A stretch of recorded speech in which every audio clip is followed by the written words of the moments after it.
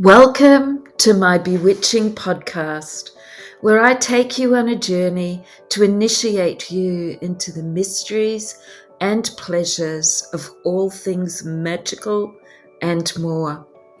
I'm Julie Nelson, Rich Witch, botanical perfumer, astrologer, and creator of the Fragrant Oracle. I'll discuss a myriad of topics passionately on women rising unapologetically, witchcraft, including spells, rituals, insightful astrology updates, and oracle card readings. I'll also introduce you to special guests who share their bountiful knowledge and experience in the art of witchcraft, the intuitive and healing arts, and being wildly unapologetic. Her beauty has long been known as the flower of the gods.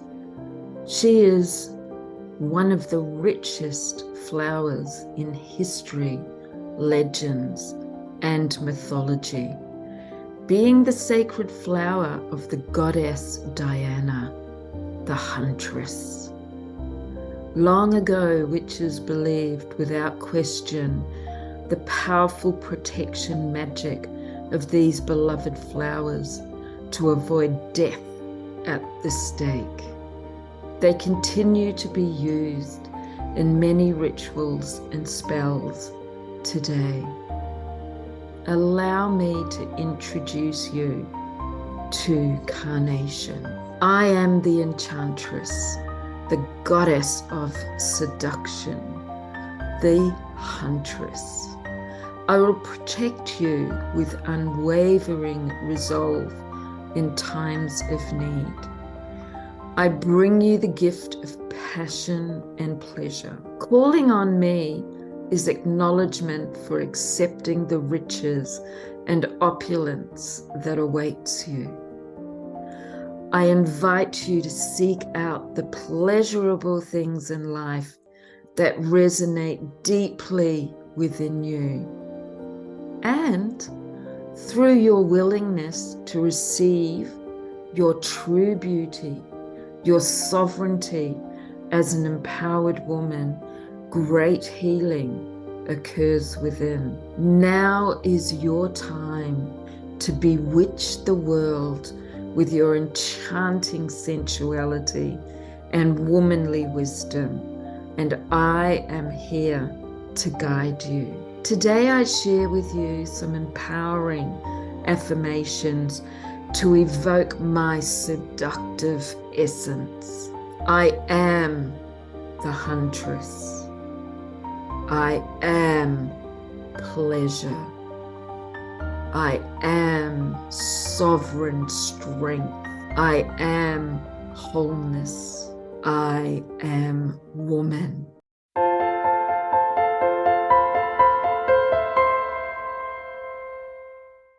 Greetings, everyone, and this is Julie Nelson, Rich Witch, and today I am chatting with the beautiful Melody Green. And I got a bit excited about this call because I've listened to Melody's podcast and I just love it because she talks all about teas. And today she's going to share with us maybe some of her favorite teas and how she does some spell work and other things that come up, because sitting and drinking a cup of tea or a beautiful pot of tea is such a beautiful ritual to practice, to have contemplation or reflection and do some journaling. And also with such an age-old tradition, it's beautiful for gathering friends or inviting a friend over or being invited to a friend's and sitting and having that beautiful connection over a pot of tea. So I am going to introduce you or hand you over to Melody to just share a little bit about herself, and then I have, and we'll see how we flow from there. So over to you, Melody. Thank you, Julie. It's lovely to be here. And yeah, I'm always happy to talk about tea, even though I'm not actually a connoisseur of it in terms of, it hasn't been part of my, if you like, professional life in any way. But it did start very young. I made my first pot of tea when I was 3.5. So Oh, I clearly had a need to make tea, right? I think it's probably to do with the ritual of it. I mean, I think I understood those things even as a child. mm, And my father was my father worked in a garage 7 days a week for about 10 hours a day. wow. And so he would put a pot of tea on to keep warm. And of course, as soon as he made the tea, he'd have someone he'd have to go and serve, right? And that tea could be on the boil for I don't know how long. And so what happened was I hated the taste of his tea because it was all brewed to death. And I decided I needed to make my own. So that's kind of how I got into being interested in what a cup of tea means and how I had a different taste to him.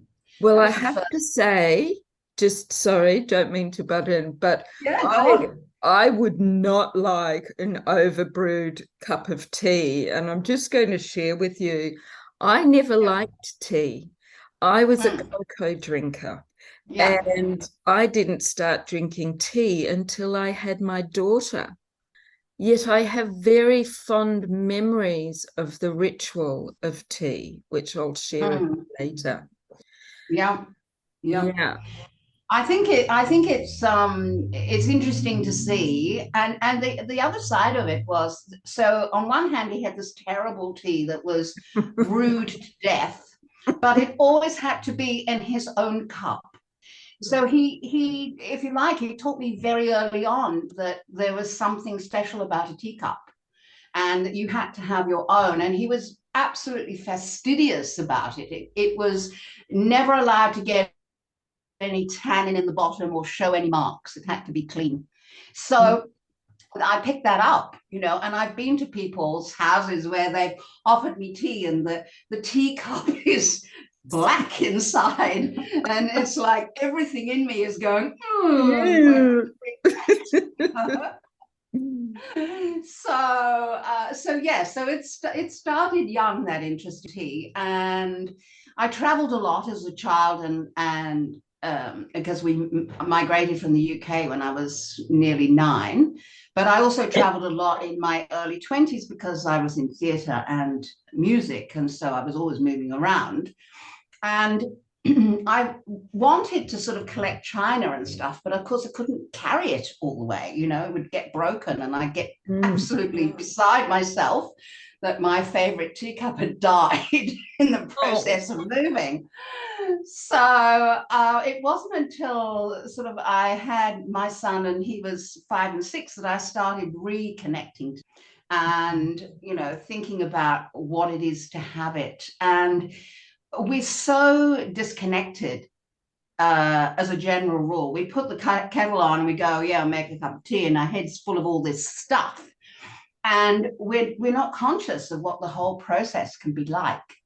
And so the more research I started doing, I started kind of looking at history and how tea came to the UK and why it's number one beverage there, and the whole ritualized aspect of it, the fact that it was so expensive that the lady of the house had a special caddy and key, and that was kept in the main room. So water was boiled and put in a kettle with like a fire, a warmth underneath it to yes. keep it boiling, yeah, Yep. so that the tea could be made at the table.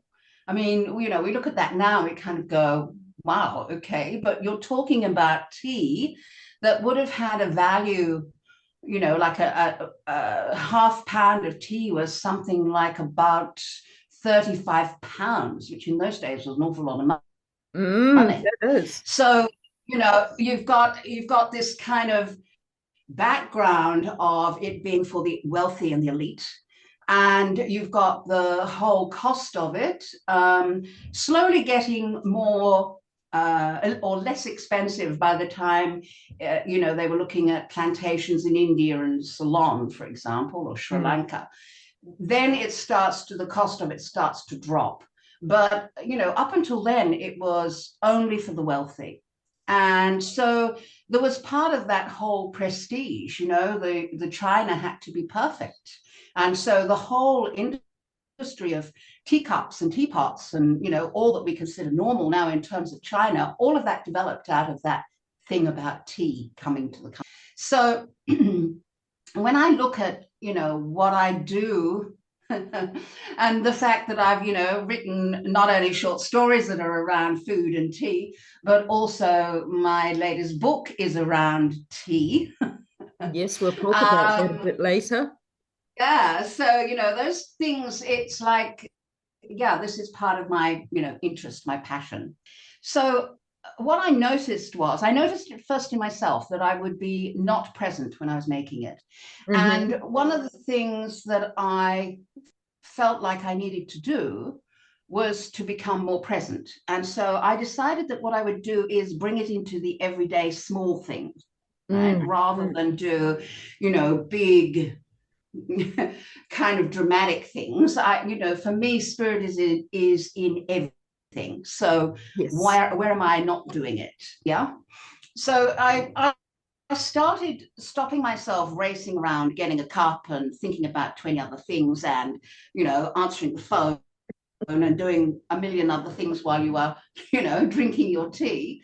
And I started becoming really aware of, putting the kettle under, or the jug under the water and going, thank you for the water I'm going to now drink. That whole being present with the whole process. Thank you, everyone that has picked a bud of the tea and have the people who've made it travel across the world to where I am and have packaged it beautifully. Thank you for the cow who gave me the milk. Do you know what I mean? Like that kind of presence. Absolutely. Absolutely. Every part of it. And so, it started as a game, but now it's a habit. It's I just do it normally. That's how I feel around it. So when I stop for tea, I'm actually stopping for life. I love that. I love it's because it's like, hang on a second, like stop rushing, like take a moment. And that's one of the reasons why I did the podcast. I did it for the women who rush around trying to get a meal together and have got no time for themselves. And I thought, well, if they could just take a cup of tea and 10 minutes to listen to a story that will take them somewhere else, it will give them a breather. And that breather will enable them to then get a second wind to work, throughout the night, look after their kids, do the million and one things that happen before the end of the day. And so that's why I set it up that way. Beautiful. I love that. Yeah. Can I just, you've said a couple of things that have brought up things for me, and I'd actually thought about this. And it was one, the disconnection. There is so much disconnection in our world today, and it's been going on for a while. And so that act of sitting down, being present, being in gratitude for, as you said, right back to where the seed was planted, Mother Earth nourished it, the sun nourished it, the rain nourished it, then somebody picked the bud, and then it was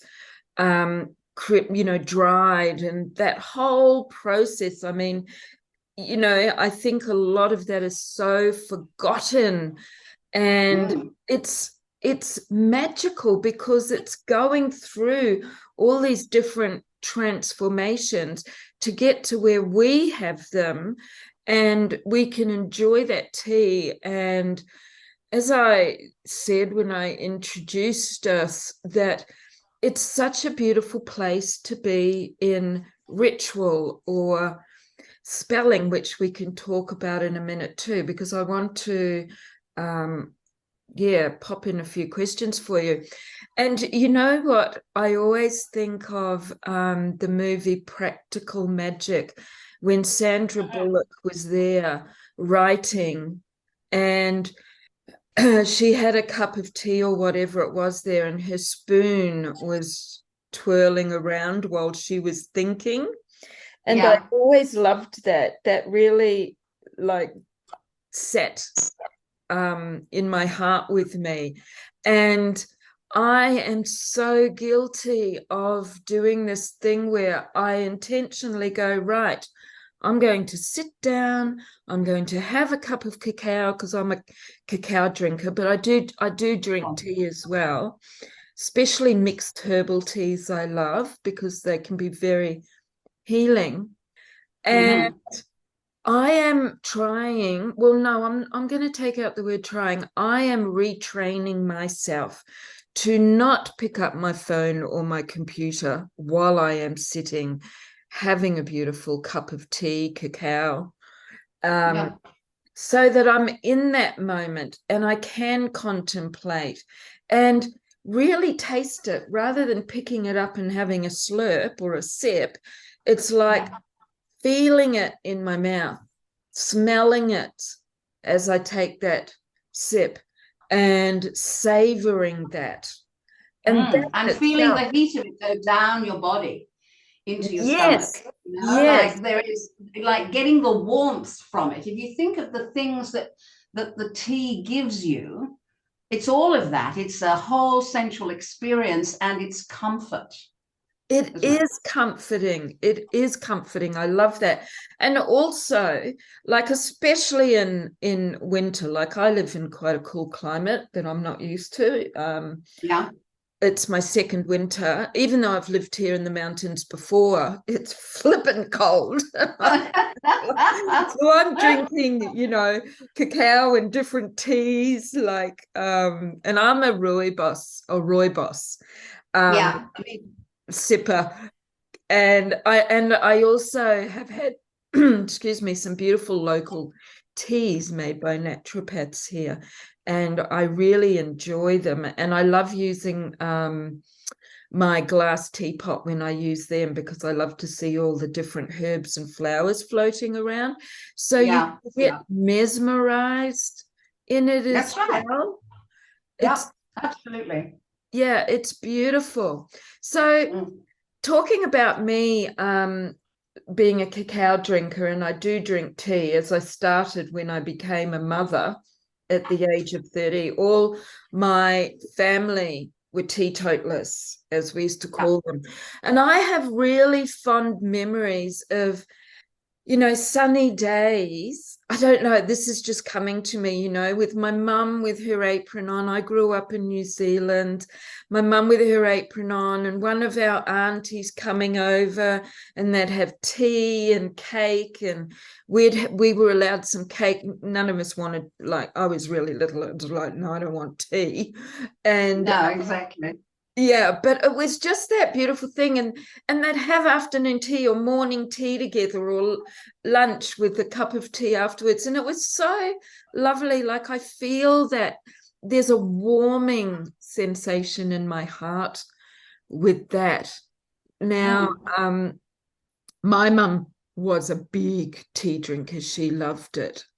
So what I'm going to ask you is, do you have three favorite teas? Now, it can be challenging putting a number on your favorite things. I know that being a Libra, but it's so much more. So Okay.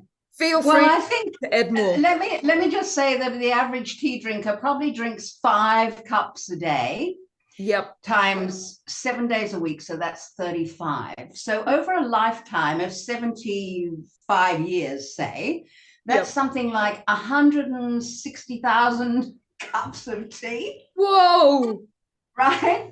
I that's think. massive. I know. I think if you look at it like that, you realize how much we are missing by not ritualizing it, right? Do Yes, you know what I mean?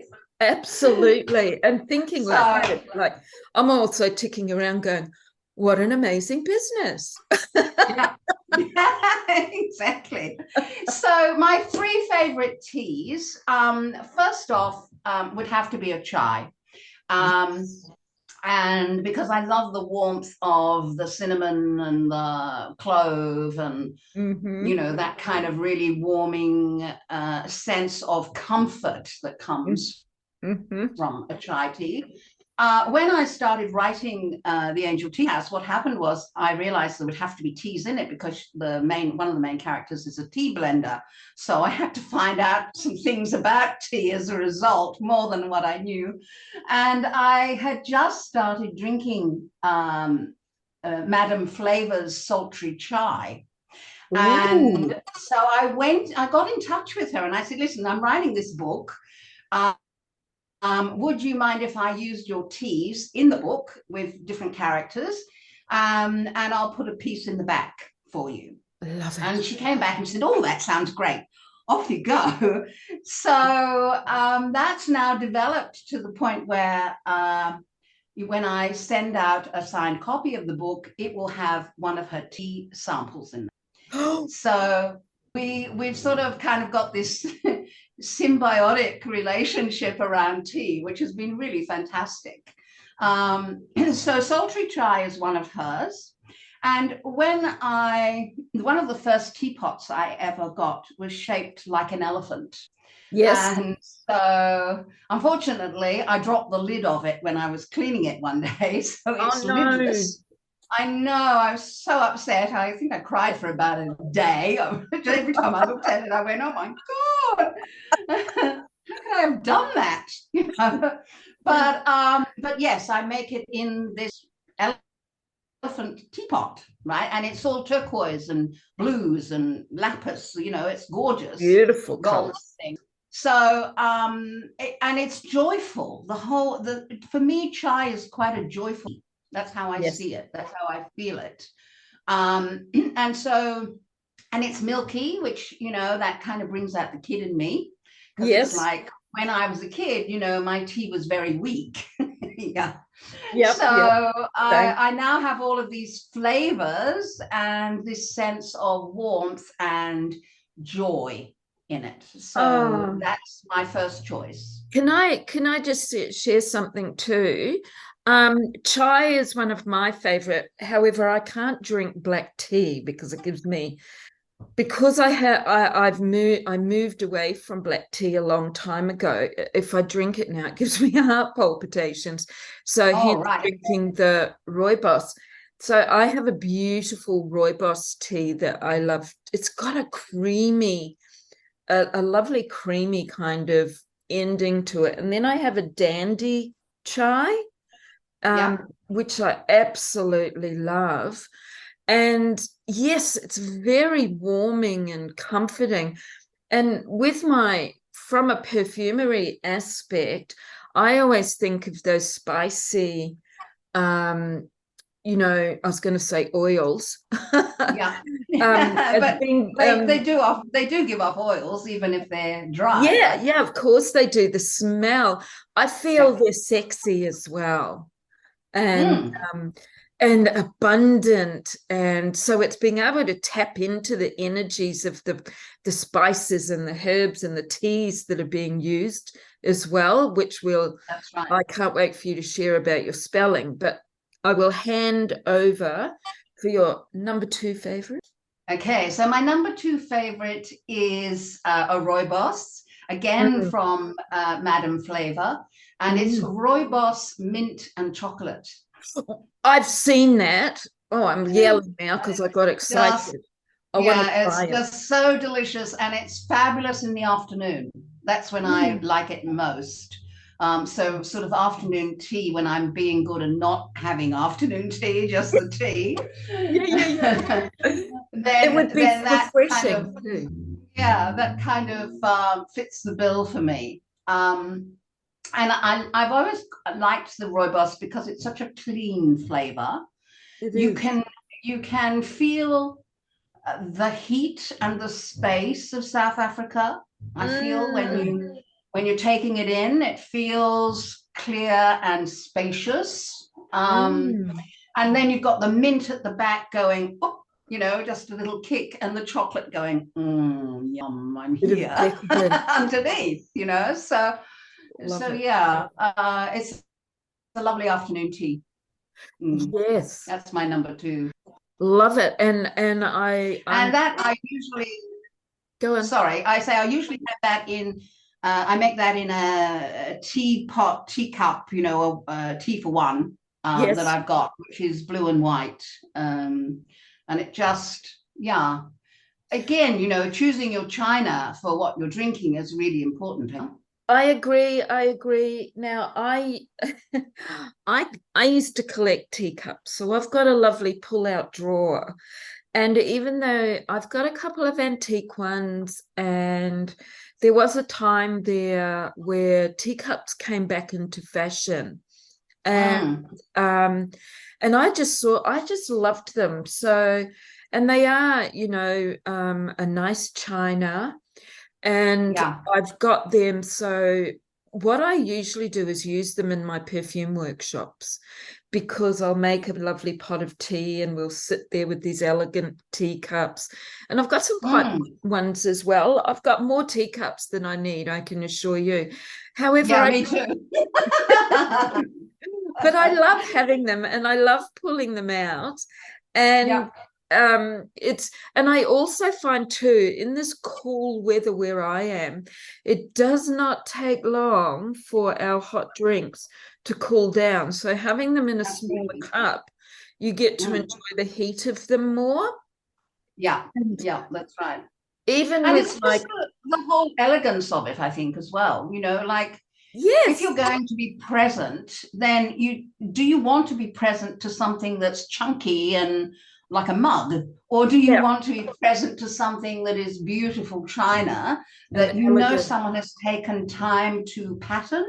I mean, that whole, you know, craftsmanship thing just really, you know, gives me a thrill. And I like to think about who actually designed that and made that pattern and thought about it before they created that shape. You know, Yes, it's yes, that artistry is really important to me, no matter what I do, no matter what I'm involved in. So, you know, and the artisan in a sense rather than the artist. Yeah. So yes, I yes, yes. part of me that's quite practical.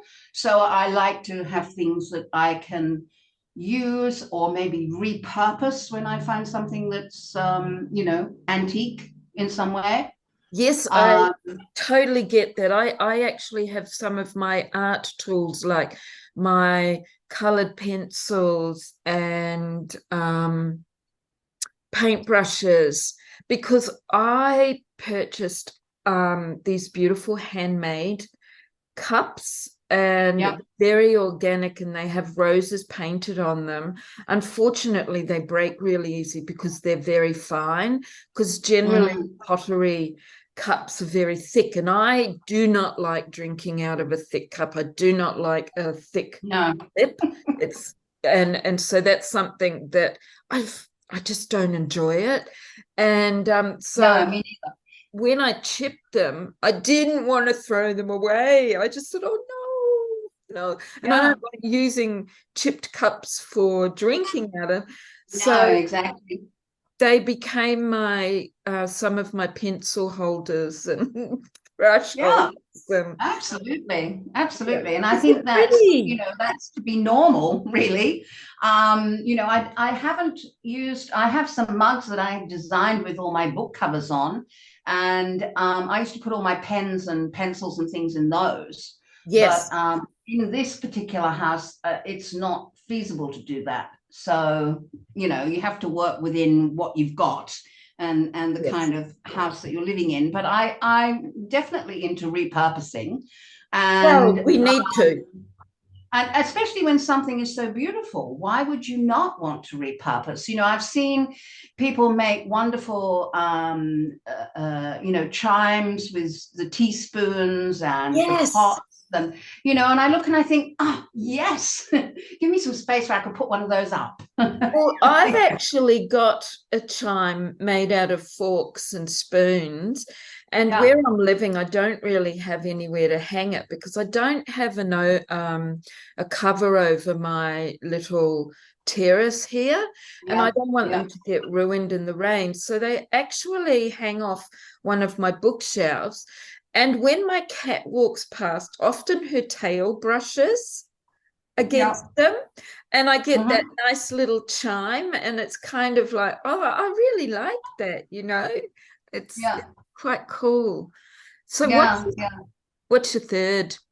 My third one is one I make myself.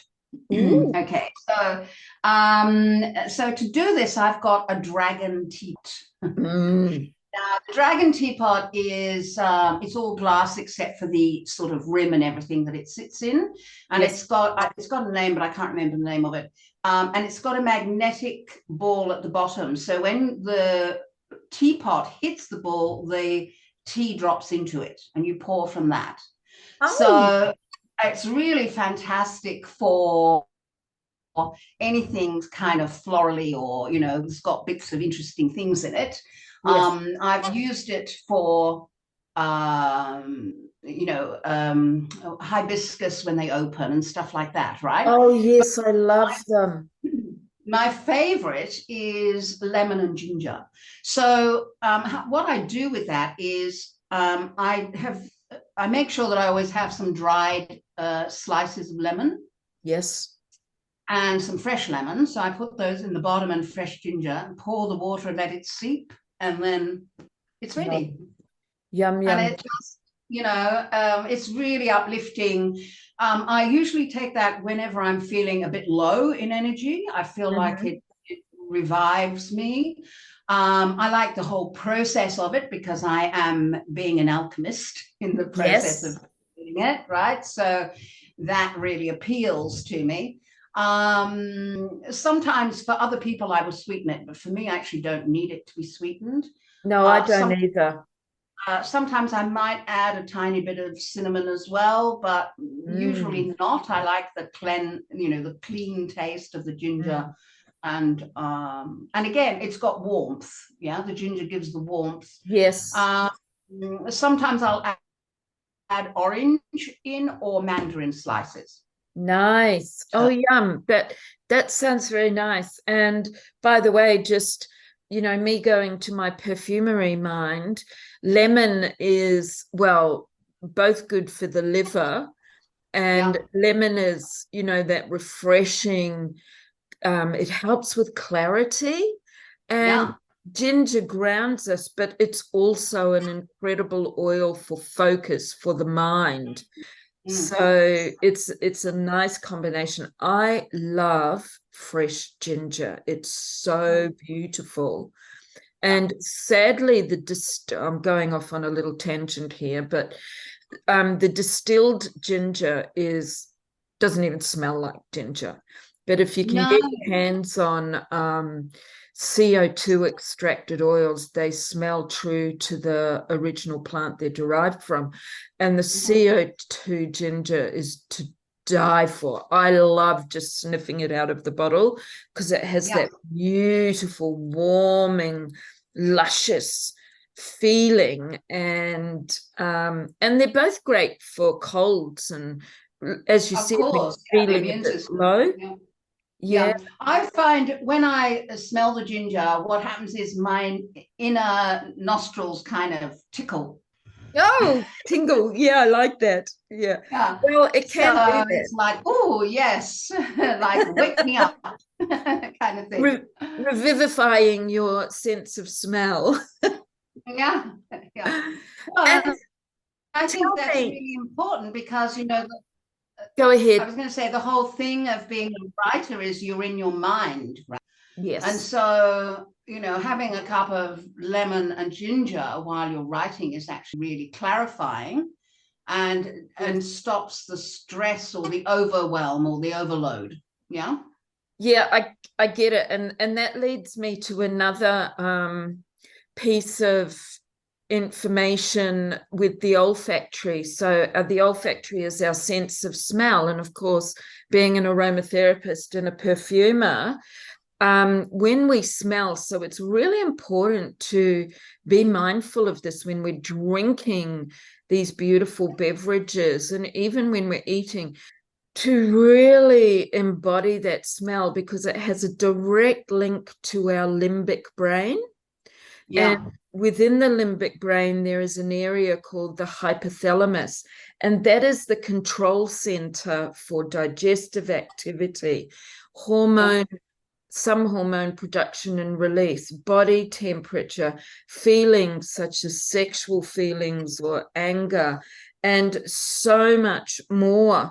So it's bringing people the awareness, which is what I love so much about you working with these teas, writing the book, which I cannot wait to get, because it's more than drinking a cup of tea. There is so much more. Yeah. It's actually Yeah. It is much more. activating our body, mind, and soul, which is Yeah. beautiful, and bringing back that connection, bringing back that, sit and reflect, reminisce, write, whatever it is that you feel to do. It's being in the moment because we have lost that. And I know for myself, I have to be really conscious to sit down and be, Yeah. because we have been trained, we have allowed ourselves to be trained to be busy through all of this new technology, and the disconnect. And it's very, Yeah. To do yeah, Venus. we must, well, you can do what you like, but I believe we need to come back and be in the moment and be still and not only connect with other people through this beautiful ritualistic practice, but reconnect with ourself, which is Yeah, really. and that's what happened for me. The reason that tea became one of the reasons that tea became so important, and also aromatherapy, and also visual, beauty, was Mm, that for many years I had depression. And mm, what I did, I knew right from the beginning I did not want to go the medical route. I wanted to find a way that yep. would reconnect me to myself in some way. I didn't quite know what that meant, but of course now I do, but then I didn't. But what I did was I started being present with color. Where Yeah. is the color? Where am I seeing red today? Where am I seeing yellow? Yes. How much yellow can I see? How do I feel about that yellow? Do you know what I mean? That kind of Absolutely. And connecting. And that actually, those techniques brought me all the way out of being that's depressed. brilliant. That's brilliant. And color, like everything, has a vibration and energy that Yeah. can become matter. And color is one of the things that, I love working with color magic, with candles, so we're working with the Yeah. element of fire and color. And even with herbs and spices or sometimes teas, I crush them up and I will gently anoint a candle with some jojoba oil, and then I'll roll it in the herbs or the tea herbs. And also the color of the teas. I've got this beautiful herbal tea that was made by a practitioner up here, and she makes them seasonally. So I'm waiting for this one to come back. And she calls it a beauty tea, which I thought simple and just lovely. And so when I drink it, I'm really aware of it, and I can drink it cold or hot. And Yeah. it's got pineapple and Mm. different herbs, and it's got the blue pea. Yeah. You get Yeah. the color. And it's really interesting because every time I make a pot, the color's different because it depends on how much of the blue pea goes into it. So sometimes it's more blue, other times it's a little bit more green. And I love that because it's like I don't know what I'm going to get. Um, Yeah. And you get what you need. So, if one yeah, day you need it to be more turquoisey green than blue, that is yeah, because that's what your body needs. Yeah. absolutely, absolutely. I am 1,000% with you on that, because I say exactly the same thing about essential oils. So, and I'm going to share one thing I do that I love to do when I'm doing spell work and when I'm in ritual, and I'd love to hear about your spelling practices. So I love to use a cinnamon stick to stir. So with my cacao, because I am more a cacao drinker than anything, I will use a cinnamon stick to stir and sit in it. And I do the same with my rooibos tea. And because I'm a cinnamon fiend, I love it. But also it's lovely using that in magic, because cinnamon is very much about abundance and prosperity and swift action. And of course, I think it's very sexy. And but in saying that too, I love a good teaspoon. Yeah. So it just depends on what. Like, I've got a little glass teaspoon that I love to use, and it was actually made to be in a sugar pot, a little pink sugar pot that I have. I don't use sugar, and just so happens that I broke the sugar pot. How incredible is that? So I use that as a little tea stirrer as well, and it's pink, so it brings in the love. So talking about the color there. Yes. Well, and I chant when it comes to spell. spelling, I actually don't have a ritualized way of saying the words, right? I feel that there's a lot of value to being present and doing, saying what you feel at the moment, at the time. Yes, of course. So every cup of tea will have a different, requirement, if you like. So maybe I need to be uplifted. Maybe my energy needs to shift. Maybe I need to have more compassion, and so I will simply, and I do this with baking as well, so it's the same technique. Yes. Is to just vibrate the word in. Now, sometimes I might do that in like a nursery rhyme. I will take a nursery rhyme and make my own words to it. Oh, I love that melody. So, and because I spent my 20s as a singing performer, at least it doesn't sound horrible to anyone else that might be listening, generally speaking. But yeah, so that's me having fun and bringing in the child. I think bringing the child into the tea is a very good way of connecting to your soul more. From my discussions with the angelic realm, one of the things that they say they love most is they love us singing, dancing, and being childlike. So if we do those things, we're still being serious and doing the tea, but we're bringing a lightness of being to what we're doing. Yes. Well, I do chant words in my tea, and if I'm doing a spell, I'll have an intention written out. And I love dancing, so I'm connected in that respect. I really, really love what we have shared today. I will put any links in. We'll talk about your book in a sec, but I will put links in for people, whatever links you wish to share, whether it be for your book or your website or your podcast. We'll share those in the comments below when this is posted. But just tell us a little bit about your book. I cannot wait to receive it. Well, it comes out on the 10th of July. Woohoo! Woohoo! Oh, that's so close. It feels like it's been a long journey, because I actually wrote the book in 2019. And then I had to put it away, and it's my debut novel. So of course I had to get over all of my anxiety. Have I written anything that people will be able to read, and will they understand the spiritual stuff in it? Because when I started writing it, Spirit came in and said, we want you to write this. In fact, I don't write anything now that Spirit doesn't say I should do. So That's just who I am and how I relate to, my spiritual aspects. Yes.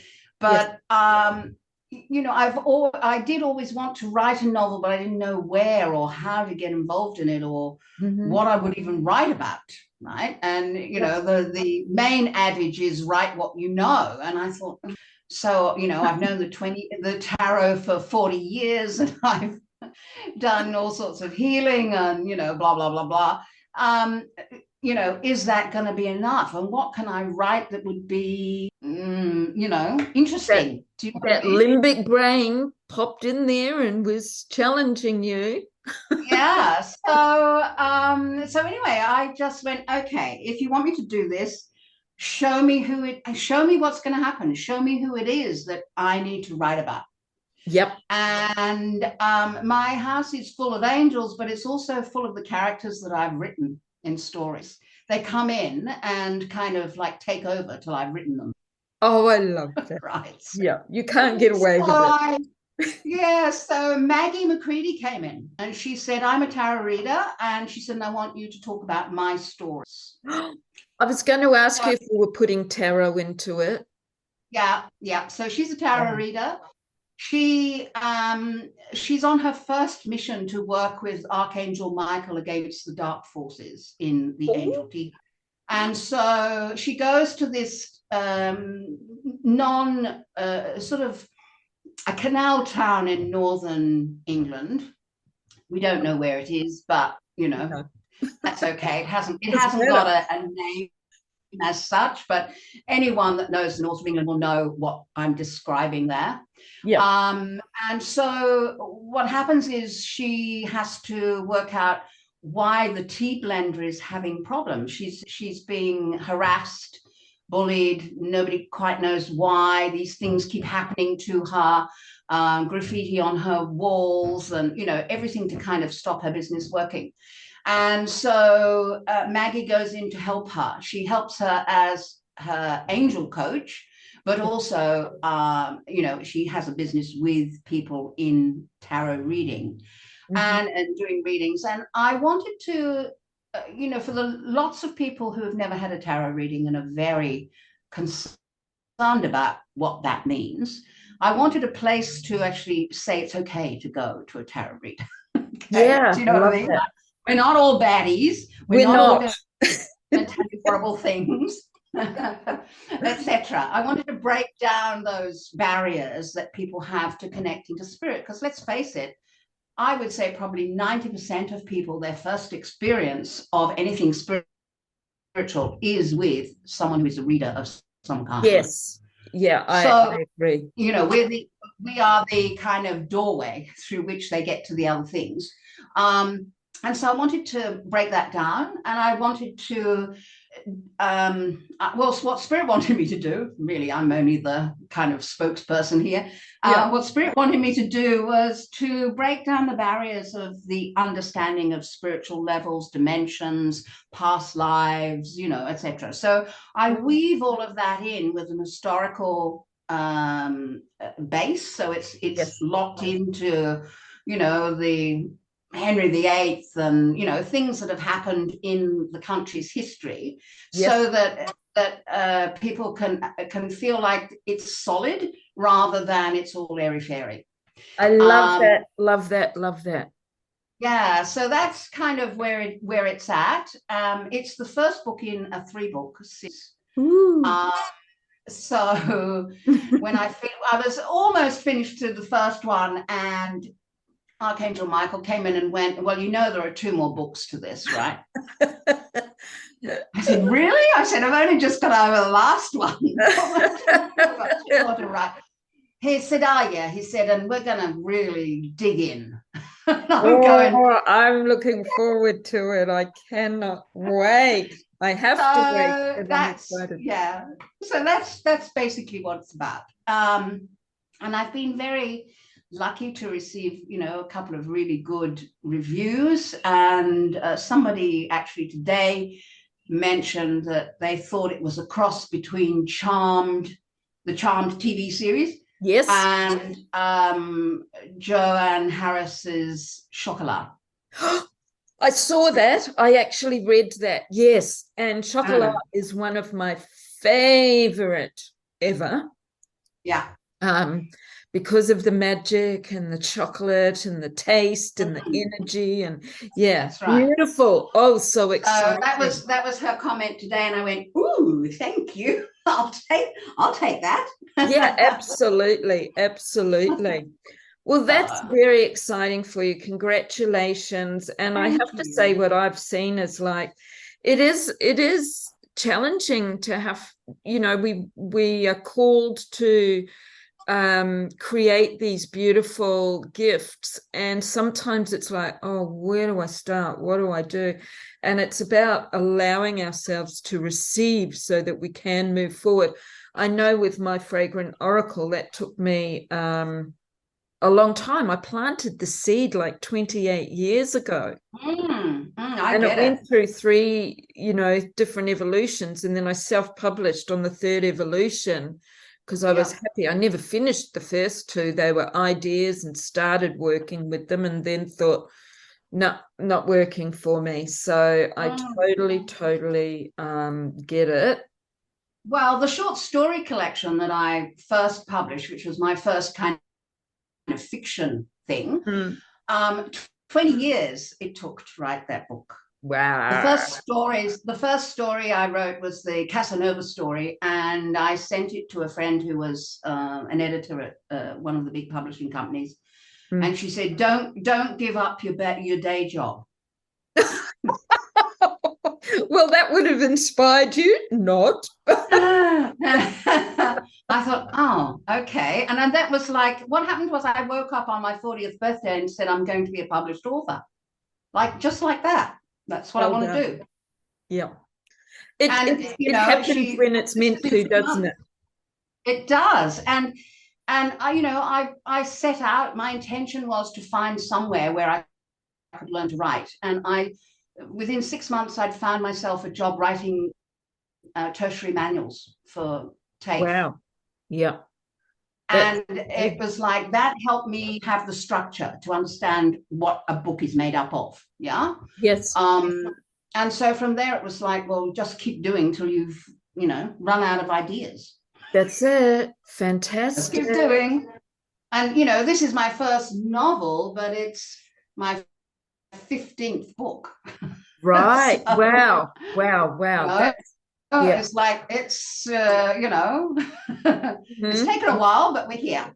But we're here, and it's like, things don't always happen overnight, and they happen when they're Yeah, meant to, that's because right. we learn so much. I know with my fragrant oracle, it was like, oh, this is taking so long. But then when I happened to be in the shower and I thought, I know how I'm going to do this. And then Mm-hmm. contacted a dear friend of mine, Emma Vega Malta, who was my she did the artwork. Like it was a collaboration. They were all my ideas, and I did mood boards, and I used some of my favorite fashion designers to inspire me, but I Mm-hmm. can't do digital art. Yeah. And Emma and I were very much on the same track. We both loved the 1920s and Baroque. It was like she was in my head. And, the mood boards made it even, it was just like, do this pose, do this outfit, but with our own tweaks to it. And it was just Oh, fabulous. But that took maybe 18 months to 2 years to just get the artwork organized. Then I spent yeah. 18 months on looking for a printer, and I had to go outside of Australia. So but I was on a mission. I was so passionate about it and thought, this is happening. And there it Yeah. was. It's exciting. So I know. And it's, when you get the product in your hands, and I've actually done my color medicine cards, which are for people with depression to help expand their consciousness around what they are feeling, right? So, yeah. because one of the things that happens with the English language is that it is designed or has been now utilized is probably a better way of saying it, to find the lowest common denominator. Yes. Right. Yes. And we've lost the lushness of the language. And so when someone says they're depressed, as soon as they say that, they've got nowhere else to go. Yes. It's like, yes. You know, but are you sure you're depressed? Maybe you're blue. Maybe you are, you know, just feeling a bit off. Maybe there could be all sorts of feelings that you're actually feeling, but you've labeled it. And so now there's nowhere for you to go. Because, So the color medicine cards are a way of talking to the body, to lift the body out of this sense of defined word thing. Yeah. And I had the same problem. It took me ages to get them out, and you know, I ended up having to go overseas to get them printed as well, because the printers here and the publishers here didn't understand what they were about. So I had to, you know, go do elsewhere. the work myself. But it sounds they're like now and they're a tool. You know? It sounds like that's going to be another conversation for our podcast. Because I love working with color magic. I bring it into my magic, and I have done color courses, color healing, many years ago, and color is very important. So we're going to leave that one for another one if you're up for it. Sure I am. Anything to do with color will, you know, have me attached. Oh, absolutely. Yes. I think it's about everything. It's about all of the senses being involved. It is. If there's a takeaway from anything that I have understood about being on Earth, it is this, and that is use all your senses to live your life. I love that, and I wholeheartedly agree, because people actually take it all for granted. Yeah. Many people. And when you take it for granted, what happens is it becomes grey. Yes, we lose the lushness, lose the color and the delight and the wonder that comes. Yeah. You know, if you see a child doesn't look at something and go, that's grey and I'm bored with it. Not a little child, you know, of up to 5. They're already looking at it and going, wow, can you see how much red is in there? What kind of red is that? I mean, I've had these conversations with kids. So, yes, you know, curiosity. It's beautiful. Yeah. So if that would be, keep curious and use all of your senses to appreciate. Absolutely. And with that, we will finish up, because that is a beautiful place to reflect on to our listeners. Using all of your senses is beautiful. So I want to say thank you so much, Melody. It's been a delight. My pleasure. And lovely. Thank you. Yes, and looking forward to our listeners enjoying this as well. So bye for now, and I'll see you next week, and looking forward to what comes. Bye. Lovely.